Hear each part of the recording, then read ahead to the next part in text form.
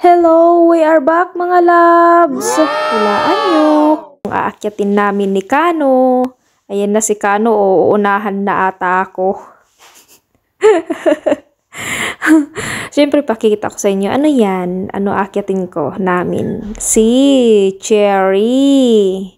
So, ito na nga. Hindi na ako makapag-antay umakyat. Akyat na ako Yung Cherry ang akyatin ko Hindi yung kung ano yung nasa isip nyo, kung ano naisip nyo sa akin.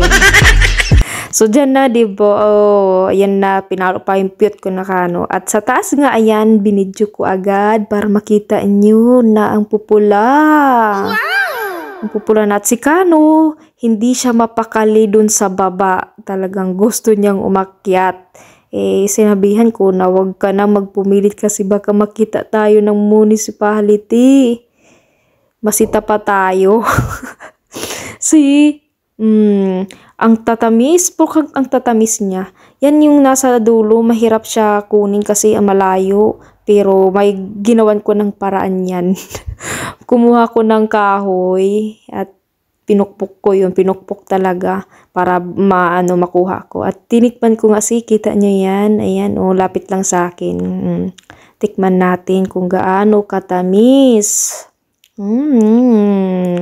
Hindi siya gaanong matamis. Hindi tulad yung una nakuha ko na parang pink pa nga lang siya. Pero ang tamis na ito, iba yung lasa niya. Hindi gaanong matamis. Pero pulang-pula na tingnan nyo, red na talaga siya. As in dark red na. First time ko talaga umakyat. Nakaka-excite. Sobrang nakaka-excite. Ayan diba? Ang lapit lang sa akin.